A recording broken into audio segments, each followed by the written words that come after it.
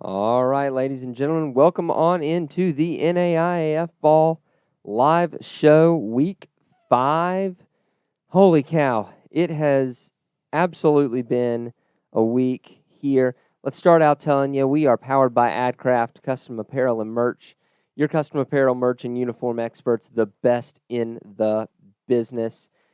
And, well, John's head's a little cut off, so I'm going to have to fix that real quick. Yeah, raise that up a little bit. Yeah, we'll see about that. But John, tell them about our friends at AdCraft here real quick. Yeah, guys. So AdCraft's able to do pretty much anything with custom apparel and merch, especially for you NAI teams that are out there. If you want to go through something, regulatory easily. I know a lot of you guys go through BSN. But we have AdCraft at home, me and Cory, and we're definitely pleased with our product and the variety they give you as far as the material made. And, the guys are always very professional. And, I feel like we were wearing AdCraft before they were even sponsored us. You know what I'm saying? I think we probably were. Right. So, yes, they sponsored the show, but, man, that was an easy sponsorship. We sought out AdCraft. We didn't seek out anybody else in this market. Yeah. It wasn't like they were knocking on our door. We sought them because we wanted to make a good relationship with them, something we believed in. Right, absolutely, and it's good quality stuff. It's NAI born and raised. I mean, look, you've got the leading tackler and the starting quarterback for Grandview whose families are involved in AdCraft. So if you're looking for someone who knows the small college experience and what you have to deal with, I mean, I can't say that I know that BSN is or does or doesn't have that, but I know for a fact that our friends at AdCraft have that. We're well versed with AdCraft right now. Yeah, absolutely. So we have a absolute ton of scores to get to. It was a good week of football. A couple of upsets here. Yeah, what about the St. Xavier Cougars? Like, coming out of nowhere, you thought they were left for dead on the side of the road, and here they are, get a huge upset over St. Francis. And this St. Francis, Indiana team came out the gate their first 2 games, just looking dominant. And, we all thought St. Francis is back, and they still might be. Maybe it's just a hookup. But St. Xavier just came in and did what they had to do. And, to me, they're back in that Mid-States, Midwest picture with that win. And there's something to be reckoned with. I think what really caught St. Francis up is, they had a real critical turnover that turned into a touchdown, a pick 6. Yeah. That's the difference. It can be the difference between a win and a loss. Justin Pringle was absolutely huge with 2 touchdown catches. My man was all over the field doing exactly what he needed to do there. Credit to Stuart Ross getting it done. Just steady Eddie there for St. Xavier the last few years. To go 25 through 35 that game, that's huge against a defense like that. Really surprised on both sides that, 2 teams that I've grown up with knowing that they ran the ball and they kind of went the opposite direction. Pretty cool. Yeah, so if you're USF, here's the story of this game here. 1, you give St. Xavier extra points, not just extra points like in terms of a turnover that led to points. You gave them an extra possession directly leading to points with that pick 6. And then you go 8 of 26 on 3rd and 4th down conversions. That's below that's below 1/3. That's how you lose a close game. 28% on the top of my head. Something like that. I really should start including these percentages in there, but that's how you lose a close game right there. Absolutely. And so we go out west. We had another upset. Montana Tech defeats Montana Western. These things work themselves out. I know Tech fans weren't happy about their place in the polls last week. And here we go. They beat one of the front runners there in the Frontier, which I know College of Idaho is still sitting there unscathed. I know. But, things have gotten a lot interesting. That Frontier, man, is absolutely crazy. And Montana Tech loves to run the ball. How about Blake Counts? 17 rushing attempts, 120 yards with a touchdown to add. Thanks, Avery. I love my father Abraham hoodie. John Jund, though, man, just again 217 yards. Maybe not the most accurate quarterback, but gets the A dual threat, yeah. Yeah, Man. exactly. He's a threat no matter what. Now, if you're Montana Western, we said last week that if you lost, the season wasn't yet over. Right. Well, if you're Montana Western, you have a chance to go spoil Rocky Mountain and give them a second loss. Now, if you lose to Rocky, you're done. Now, I think we both agree that the Frontier champion can easily have 2 losses within conference. 3 is going to be a toughie, though. Yeah, 3 is a tough one to come back from.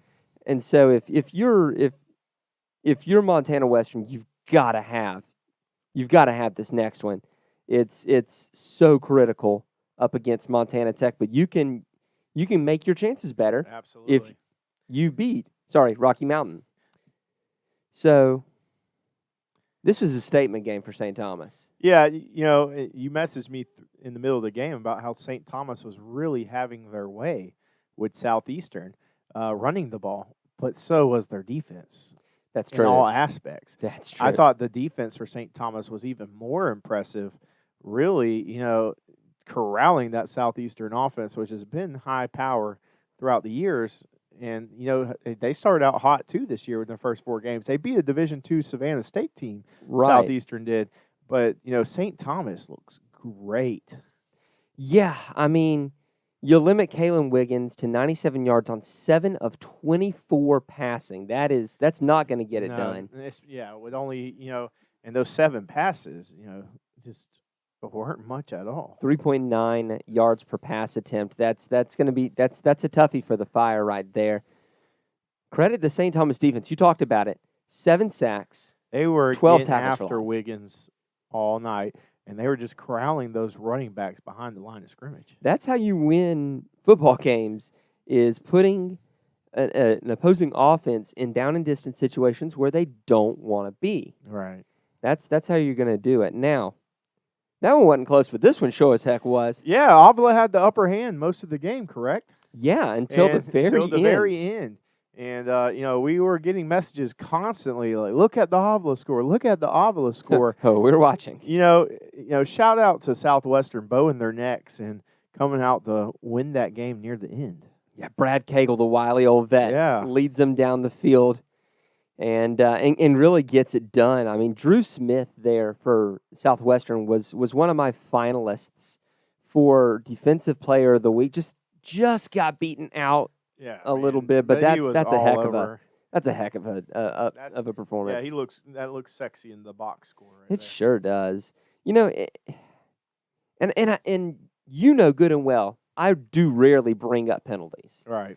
But that was about Avila had about double the number of penalties that Southwestern did, and in a game that goes down to a 1-possession game, sometimes the penalties get you. Even if you're not clicking on all cylinders, limiting turnovers and limiting your penalties can help you stay in a game that you're technically not being very efficient in.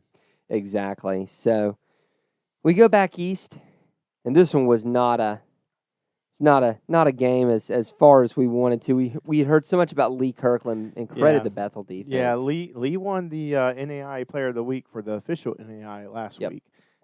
Put up just Xbox stats. And I left here last week just knowing that, that U-Pike is vastly improving. But this is Bethel's year. This is why I picked them. This is why they're winning a game like this. They're very physical, and they have speed, and that speed showed. Yeah, absolutely. And the separation Bethel receivers got from U-Pike was huge, in my opinion. And they were able to keep the ball and just look, you can't score if you don't have the football. Yeah. And when your opponent is holding the ball for 38 minutes of the game. Right, and you're only getting 22. It's real hard to win that way. It's tough. That's the old Army keep the ball strategy. That's right. And so that's how that one went down. But you know what? Maybe this isn't as flashy of a number as we've seen before. This is a It's a community college. JUCO coming in. City College San Francisco football raised $34,326 in the Leading Edge Hour-a-thon. 1 hour. 1 hour. That's a lot of money. I mean, you think about what you could do with Hour-a-thon if you got your football team. Yeah. You know, think about some of these schools that've got JV squads. Yeah. And you've got 100+ kids here. Absolutely. Doing this. Guys, this is a great way, an easy way for you to earn a lot of money really quick and get some niceties for your program. That's right. You can fly your team out if you have a long trip instead of charter busing them. And that's good for your kids' legs. Yeah.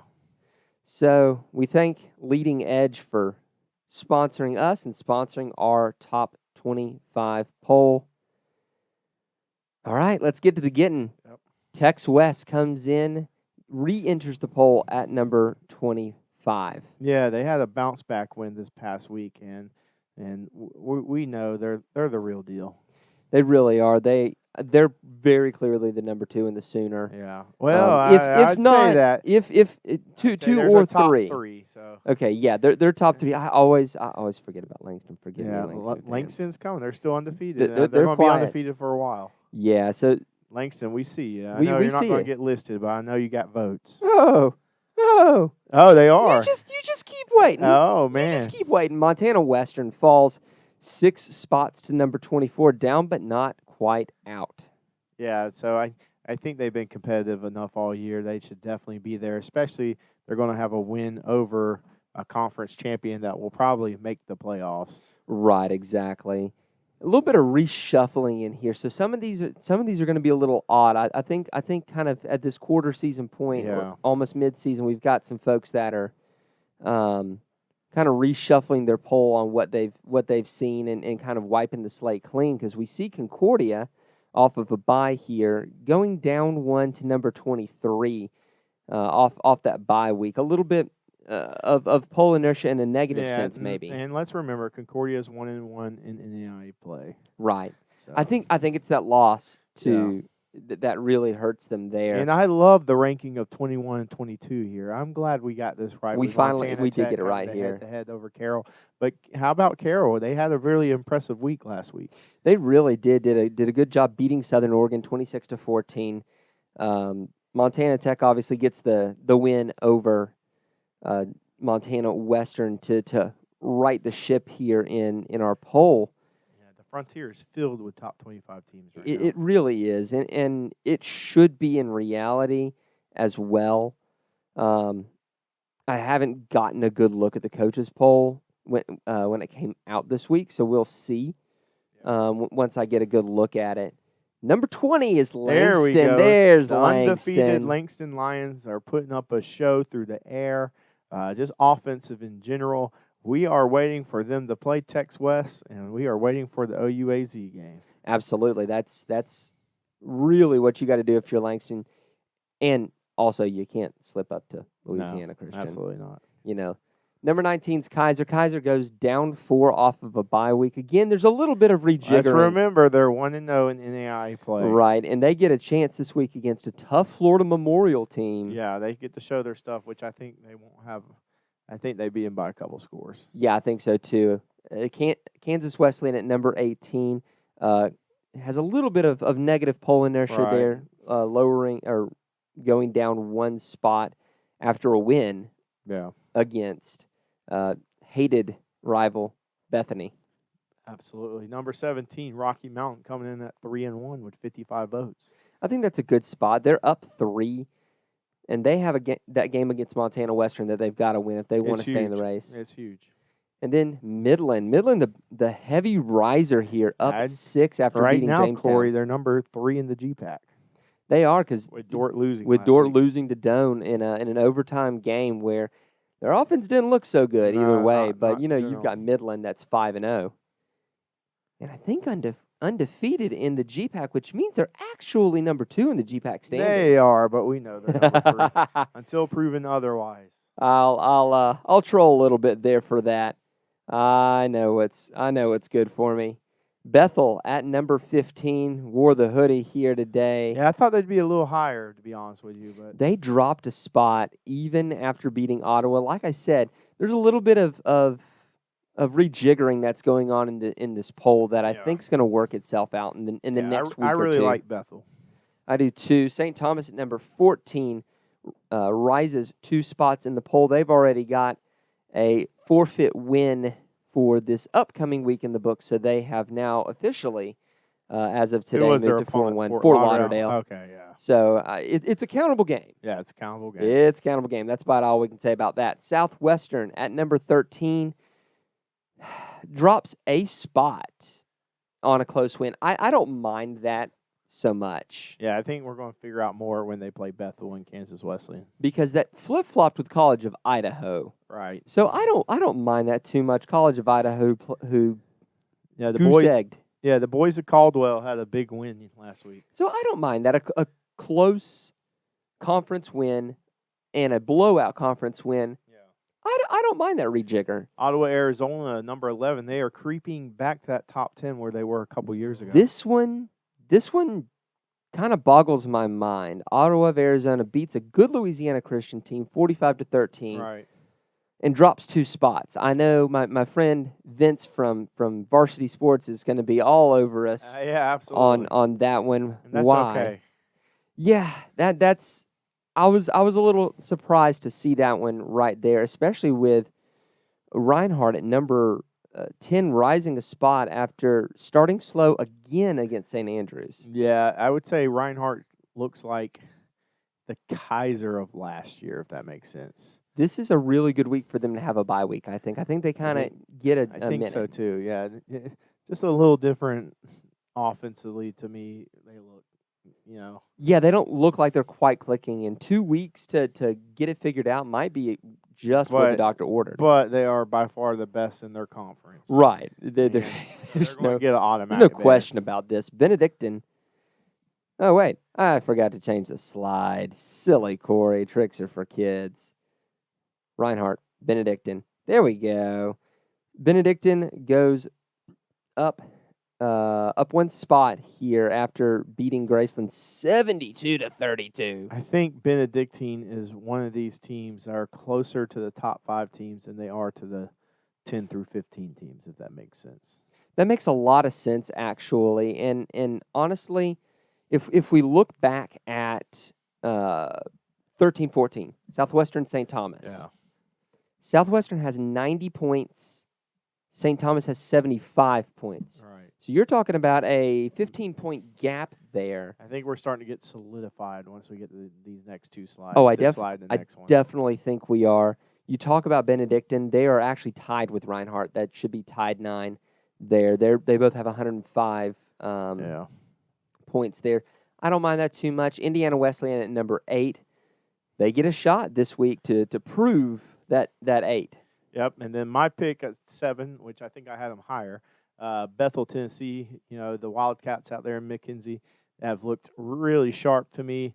Who's their this week's opponent, Cory? Do you know? Oh, we'll get there. We're going to get to We it. are going to get there because it's a I can't remember off the top of my head. It's a doozy. Number 6, Georgetown. They come off, I believe they're on a bye week this week, or no? Did they beat? Let's see. This week, last week they played Cumberland 24-0, which, to be fair, they jumped out quick. That's been a team that Chris Oliver has struggled to get points quickly against. Georgetown got it done, and we will talk about them too later. And then when it comes to the top 5 is the top 5. Yeah, let me go ahead and read them all out. 5, Lindsey Wilson. 4, Marion. 3, Northwestern. 2, Grandview with a first place vote again. And number 1, Morningside. And we'll be back after a word from our friends at Mommy Adcraft. Bay. Oh. No, it's Adcraft this week. Adcraft beating. So you want to create and sell custom merch for your team or business. That's exciting, but where do you begin? How much inventory should you order? How do you distribute orders? Adcraft has your answers. Streamline the way you offer custom merch by utilizing our risk-free web store service.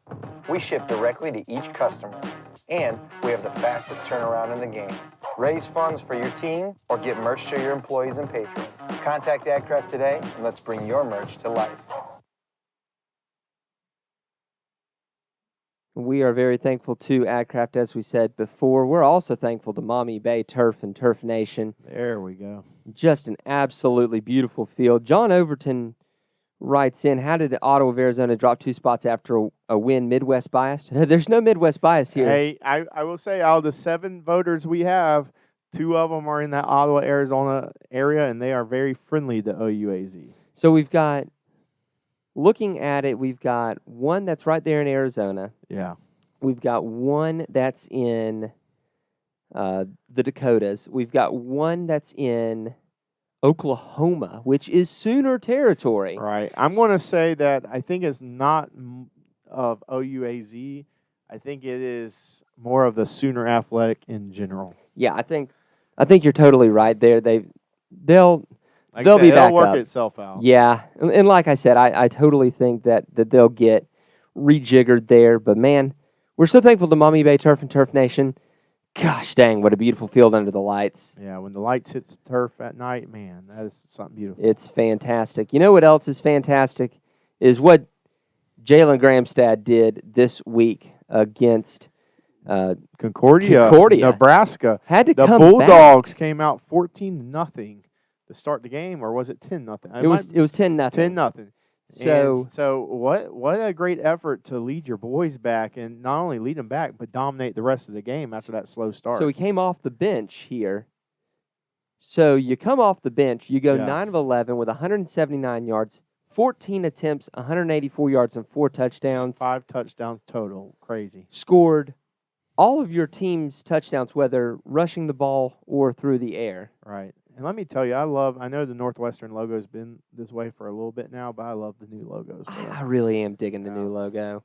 It's it is really nice. And then giving a little love to those who don't normally get a little love, but by Jove, when you have this performance, Clark University is going to get a little love. Clark University is well improved. I know, they're not near the best team in the heart, or maybe middle of the road right now, but the program is improving, and this is well deserved right here. You beat Baker by 1 point, and Baker isn't quite Baker this year. Yeah, but they're top 25 to start off the season. Baker. Yeah, 12 tackles. 12 tackles, 3.5 tackles for loss, sack and a half, a forced fumble and a pick.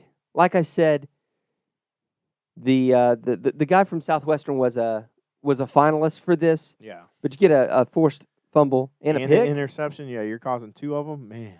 You're gonna be in like Flynn. And so we come to the what to watch for. And boy, Heidi, do we have some for you this week. We've got Indiana Wesleyan continuing the gauntlet against Concordia of Michigan. Man, that second game, Roosevelt at St. Xavier, that's not a game to watch unless St. Xavier does their part and win last week against St. Francis. You're very right. And now we got, a Mid-States Midwest showdown right here. And this, honestly, is a winner go-home game if you're in the Midwest. Absolutely. The next one is Bethel at Georgetown. I told you there was a big one. Yeah, this is the game I will definitely be watching. I think it has potential to be the most competitive game. And, of course, number 7 at number 6, Mid-South Bluegrass, and just Mid-South in general. I want to say Bluegrass. Mid-South Conference, standings on the line. Whoever wins this game, the big winner here, I say it all the time when there's there's 3 or 4 teams near the top, but Lindsey Wilson getting both these teams on film. Absolutely. They're definitely the big winner here. And then you can't say enough about what Chris Oliver's done at Georgetown this season. So this one's going to be must-see TV. Absolutely. Next one, we got number 1 Morningside at number 16 Midland. Morningside has absolutely bullied teams outside of Northwestern within their conference, and maybe Dort the past year or two. Yeah. But I think they bullied Dort this year. But can Midland not get bullied? Can they be competitive in this game and maybe put themselves with a chance to win late? Midland's about to walk themselves into the salty spittoon here, and Yeah, they're about to absolutely. figure out How exactly. tough are you? Exactly, they're Yeah. about to figure out how tough they are. This is the measuring stick. Absolutely, There I is agree. there. I mean, if you're in the Heart, sure, you've got a measuring stick in Grandview, but this Yeah. is the measuring stick. That is the measuring stick. And then you've got College of Idaho traveling to Carroll. Yeah, going over to Montana. That's going to be a game. That's You're going to talking be about if College Idaho wins this one, man, they are separating themselves even further. absolutely. You win this, and you're basically you're about punching your ticket at this point. You've still got to win, but you have put yourself firmly in the driver's seat for Carroll. Taking a loss here puts you at 3-2 and in the same boat as Montana Western for the rest of the season, where you don't have any room to No room for error. exactly. So that's gonna be a whale of a game here. But man, what a slate! What a slate! And we go to the best part of the night, and that is the patrons. John, do you want to do the I'll go honors ahead. tonight? We got DSU Cone, who has been a longtime patron. Danielle Quinn, Darren, Bob Boone, our buddy Roger Meyer, Jeremy Valuable, Shirley Labella, Fred Christensen, Alex Garcia, Jerry Quickle, Jody Hodgland, Austin Steele, Cordell, Ace Wellen, Marty Seabolt, Justin Cobb, Dane, Nick Ryan, Hayden Fioringo, Jeff, Kyle Gregory, Tyler Pierce, Justin Hoffman, Steve Speakman, Coach D67, Brian Shake, Lance Damon, Monte Mustang, Frank Dolencheck, Julianne Shager, JG Linebacker 43, and Nate Soetbier. Yeah, we definitely cannot do what we do without these guys and without our friends at AdCraft, Leading Edge, and Mommy Bay Turf Nation. They're the ones that allow me to do things like book flights. I mean, I don't know if y'all have seen flights lately, but they ain't cheap. No, they're getting expensive. So thank you so much for letting us do this. This is, almost crowdfunded in a way. Right. So we are so thankful. Let's see if we've got any other. Yeah, we've got a comment here. If you have a comment here, this is a perfect time to drop it in there so we can see that and start to kind of do a little bit of Q&A here before we go. Let's see. John Overton said, with Arizona Christian moving to the frontier, are there any teams that can join the Sooner that can make the conference stronger? Oh, man. I think the best thing the Sooner could do, I don't think they're going to be able to poach any other NAI teams. That's going to be hard. The closest conferences to them are the KCAC. They're out because, you know what I'm saying? Yeah, they've got their 12. The teams in the Heart are out because that's just a very historic conference. The best thing the Sooner can do, seeing that losing Lion kind of hurts. Yeah, it does. But if you could maybe do two separate divisions and or just try to poach a lot of the D3 teams in Texas. Yeah, that's about. I think that's what you would want to do. Not necessarily worrying about being stronger right away, but maybe getting some homegrown stuff going and develop within yourself. That's what you've got to do. I mean, because there's really no other teams. It's not like where you've got the Heart in the Mid-States, Midwest, where those overlap. Right. Or where you've got the KCAC and the Heart that overlap. Or even some parts of the Heart and the GPAC that overlap. The other possibility that you could do would be to beg, borrow, plead, whatever you've got to do to get some of these California schools to pull in football. If you can do that, you can then make an East and West. Or you can even go east and look at Bellhaven from Mississippi, Millsaps from Mississippi, because they're right there by Louisiana Christian. That'd be friendly stuff, and then make an East and West that way. You might be able to get Xavier, Louisiana. Yeah. who has club flag football. Right. And that would be a good match for Langston, get another HBCU in the mix. Well, Langston and Texas College get another HBCU in the mix. Yeah, but I think you need to look at the D3 teams that are around Texas. I don't even know if there's any in Oklahoma, but Texas, Oklahoma, Arkansas, Louisiana type area, that's where you need to look for. I don't think the California schools would be a good match because I think geographically that's just so far. I think with losing Arizona Christian really hurts because, I think is Ottawa, Arizona maybe going to look that way. I would absolutely do it if I'm Arizona Christian. The other ideas that you could do would be to see if you could pull in some of the RRAC, the Red River Athletic. Right. That's going to be, and you've already got some of them like Texas College, Louisiana Christian. Right. You've got some great teams like LSUA and LSUS. Could you imagine LSU Shreveport having a football team? Dude, they are stellar at baseball. Dude, that would rock. You've got two teams in Houston that are going to be in there. You got Jarvis Christian. You've got Our Lady of the Lake, Texas A&M, Texarkana. If you could maybe pull some of those guys in, let's see who you've got in the Sooner that's not playing football, because there's a few there, and I don't know that you're gonna pull someone like a USAO or a OCU. Maybe Mid-American Christian, Southwestern Christian, Central Christian. That would be huge. I just don't know if those universities have or colleges have the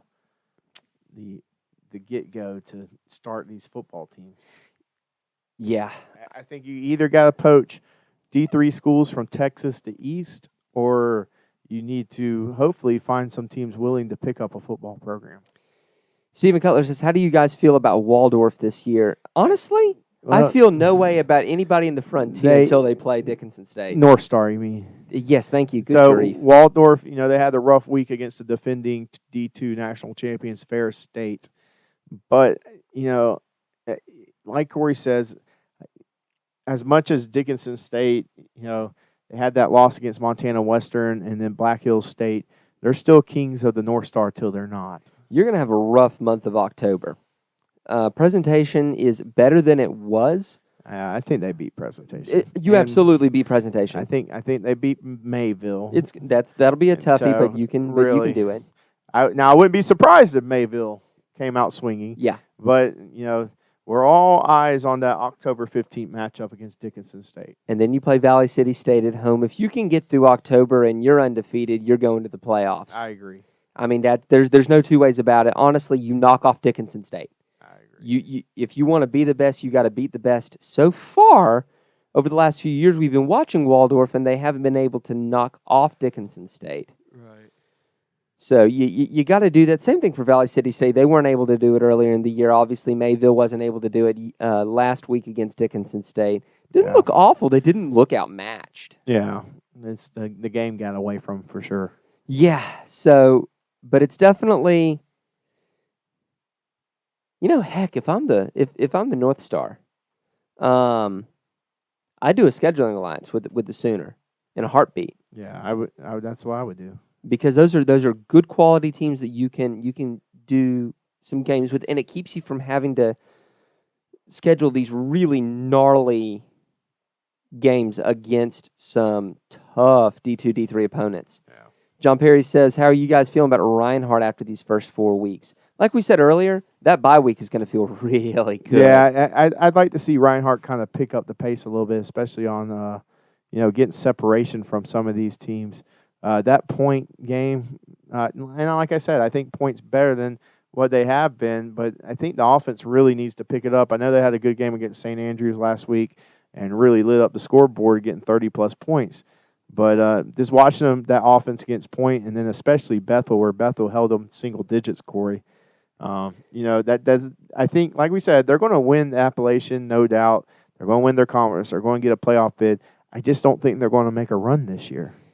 Yeah, it's going to be tough. You get a bye week this week. Play Kentucky Christian at home. Travel to Bluefield. Host St. Andrews. Host Point, and then go play Union.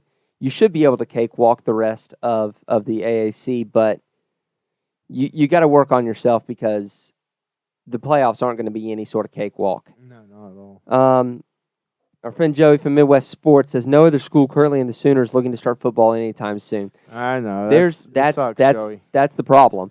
If you're the Sooner, you're up a creek without a paddle, and we you're need losing more teams. football teams in the NAI in general. You know, we're currently at 99. Yeah, we're one away from 100. It was low 90s just a couple years ago, and now we've added a few. And we're going to be losing a couple in Thomas More Yeah. and Lyon. But all in all, NAI football is definitely on a growth pattern. All right. All right, well, I'm watching the comments and see if we get anything else. But otherwise, another great show in the books. One note, Reinhardt hasn't found their stride this season. That is true. One programming note here, looking ahead, the Southeastern Ave Maria game is the only one I've heard of so far. They have moved that to Monday because, there's, something in the... Bad storm, yeah. Yeah, there's a gnarly little storm in the Gulf. So keep us in your prayers here in North Florida. Keep the folks in the Florida... not the peninsula. The peninsula. There you go. The not panhandle. Yeah. Keep them in your prayers. It's going to probably hit them worse than it's going to hit us. Lord willing, the creek don't rise. But that being said, if we don't have a live show next week because we don't have any power, that's why. We are subject to acts of God like everyone else. But for John Cooper, I am Corey Thorpe, and we will see y'all next week.